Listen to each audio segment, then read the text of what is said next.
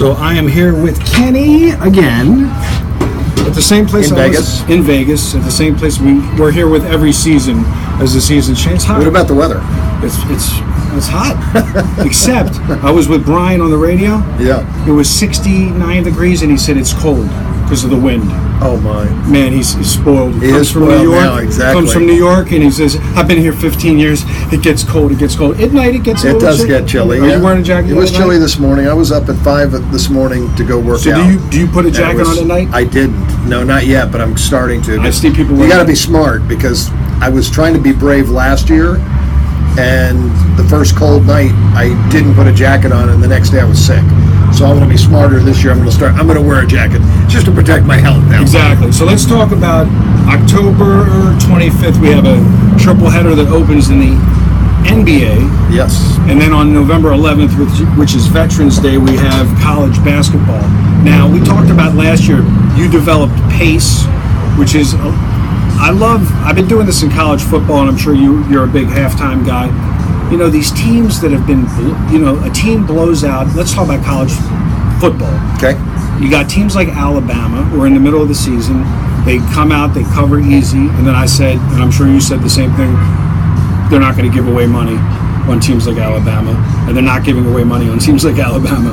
I mean, they're going to They never give out money on the top 5 teams because they know they're going to get bet by every little shortstop that makes a bet to go to the window. Right. So the number is going to be jacked up 3-4 points from what it should be. So when it's 0, when they're blowing out a team, like I've seen situations where they're winning 41-0 and they're laying 47 in the second half, and the line was 10 and 17. All the squares are going to lay the 10, and I'm saying, no, grab the 10. It's hard to, when you're losing 41-0, to take a team plus 10 and go under when they just scored 41. But why? They're not going to win 82-0. Right. No. Well, because those type of teams are going to take out their first string and put their second string in, and then even some third string players will end up getting into the game. Someone's calling to give them some info. Yep. It is an info guy. I'll have to call him back. The question is, can you just pattern system bet that and just say, without looking at the game, you look at your cell phone, you're at the gym working out, you go, oh, it's 41-0, I'm just going to bet the dog in the under in the second half? It's all about the coach. Okay. Some coaches are great at getting guys in. Other coaches never take their foot off the pedal, and they want to win by as many as they can. So you just got to know who will use their bench. Some guys don't like to use their bench at all. They just use starters. Gotcha. Duke Krzyzewski in basketball, he's not a guy that will run up scores, but he doesn't like to play his bench. He plays 7 players mostly almost every year, and they end up running up bigger leads in the second half sometimes than they should. But there's other guys that'll pull their guys and they'll give their backups time to play. How's my team looking, Maryland?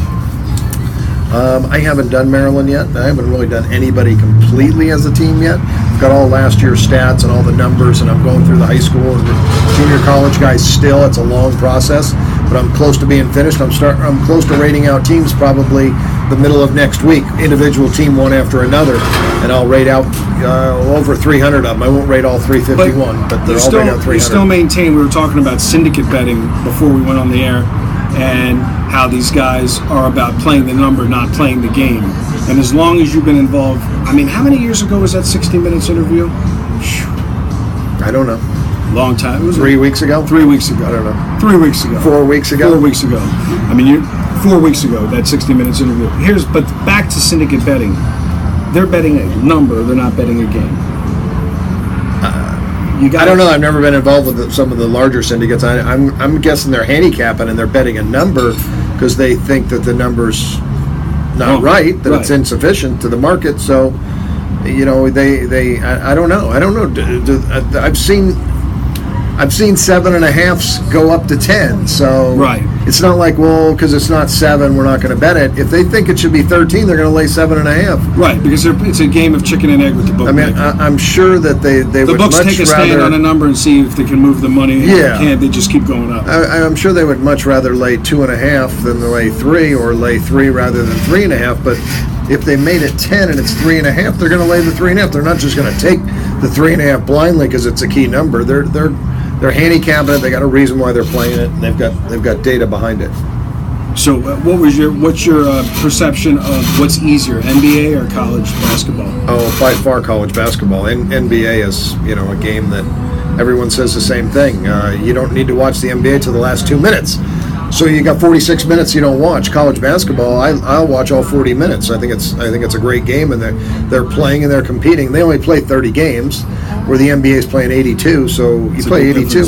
You're a professional. You're coming out. You're just doing your job. You're nothing extra. You're not giving that effort that if you were in a 7th game of a series and this is the season. If they gave that effort every night, that's what would make the NBA great. But that's what I think you see more in a college basketball. So NBA is more like baseball. Yeah, it's a long season. It's a grind, and you'll see it's like baseball in August is a tough month because you're past the All-Star break. You're so far into the season, but the playoffs are still so far away. It's like February and March with the NBA is kind of the same way. The holidays are over with, the All-Star break, and then you just not a lot to play for, but then you get to the last month of the season. Now you're jockeying for playoff position and home court. Now, with the remainder of going into the bowl games, I was looking at the schedule. Obviously the Super Bowl is February 5th. Did the college teams play with the bowls in mind this early? I mean, we're only in October. It's October 6th we're doing this video. Are the coaches bowl planning right now, or are they just playing? No, they're just playing. They're playing. There's obviously there's probably about 15 teams that have a chance to play in the Final Four, and that's what those teams are shooting for. Everybody else is, their goal is to win 6 games so they can get a bowl because it's extra money to the school. So, and it's also extra practice time. You're a coach. You want to win. You want to go to a bowl. You want a bigger contract. So, everybody's just playing week to week. They play one game at a time, and they're trying to have a successful season. What did you think of this baseball season? How it's played out so far. Tonight's game 1 of the Toronto-Texas series. Yesterday was the San Francisco game. It's played out. I think the season's played out real well. I think you have the best teams. The Cubs are the best team in baseball, and they've shown it. The Dodgers are outstanding, and the Red Sox are right there, I think, as the top 3 teams in baseball. Texas Rangers, I thought, was a huge surprise. I think the Blue Jays could knock them off. And I think that the Washington Nationals got a good team, but they have too many injuries. If Murphy's not ready and Ramos, the catcher, who's definitely out, they got a couple of holes, and Harper's been playing banged up. Worth has been injured a lot of the year, and he hasn't had a good season. Their staff is going to have to carry them through, but they don't have Strasburg anymore either, so they took a hit. The Dodgers are a big favorite. It looks like it's going to be the Dodgers and the Cubs in the championship against Red Sox and I'd have to say maybe Toronto. Be in the American League. But it won't be a shock if Arrieta winds up just winning it. Yeah, no, well, he's such a great pitcher. But the Cubs staff is dominating, and it looks to me like the Cubs are going to get there, and I think it's going to be a Chicago-Boston World Series would that be great for baseball? That would make everybody would be watching that series. Right. But at the end of the year, still, as we're in postseason play, you still would have not made a lot of money if you were chasing favorites. I mean, you have to be on the dog side. Well, you don't have to be on the dog side. If you played the Cubs straight up on the money line the whole season, you're probably a loser. There was situations where, the last day of the season, there was 5 teams that needed to win, and 4 of the 5 won. Right. And the only loser was a $1.50 favorite on the road, and they lost 1-0. That was Detroit with Verlander. So you end up making 2.5 units the last day of the season, just blindly betting them all straight. 2 of them were $2 favorites. So, right. But they both won easy. You didn't have anything to even worry about. Right. Those are days that I didn't make any money. Well, you got to be there. Exactly, and but I still maintain hockey starts October 12th next week. Yeah. You don't really, do you get much? No, I don't. I do some numbers. I make some numbers. Will you get any more involved once you have a team next year? Offshore? I don't know. I don't know. If I have the time, I can't handicap too many sports. College basketball takes up too much of my time as it is, so I've got to stick to college football and college basketball as my main sports. And if there's ever a day that I'm able to put together a program and let some of this be automated, then maybe I might jump in. Now, I was told by some other parties that they bet the biggest amount of money on the pro sports, the NBA and the NFL, not because it's the easiest, just because it's the most liquid.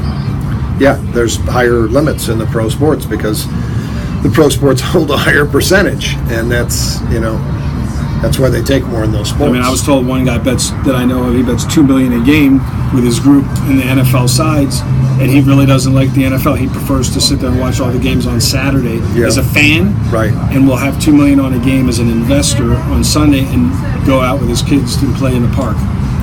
nice problem to have, though, that you Right. you don't want to bet college because they don't take enough. Right. That's what he Right. basically said. But, Exactly. I think there's if you live in Nevada, there's enough outs that you make it work. Right. Exactly. And I've noticed some of these books. I went to make some plays. They do want to track your play. I don't have a player's card, and they were not happy with me. I got 3 individual pit bosses at the same place that I'm not going to mention. Why don't you have a player's card? And they came, and another guy said, "You really should. You can get benefits. You can get." I said, "I don't want one. But if you lose I don't want to."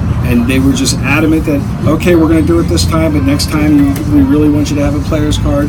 I don't know if you have any other friends that came up with that in their career. Every place is like that now. They all want to track you. So. I mean, I said, here's my license. I just don't want a player's card. Yeah. They want to attach that name with that number and that history. And I was also told by some people that basically with the player's card, they have that P&L. They know you're a winner or you're a loser. Yeah. And then you could actually get a different line than your buddy. They could move that number on you, and you could walk away, and the number can go back an hour later. Oh yeah, no. Well, the numbers, obviously moving for money, and they all have different rules. I mean, they all have different rules, but you play by their rules, and that's all you can do.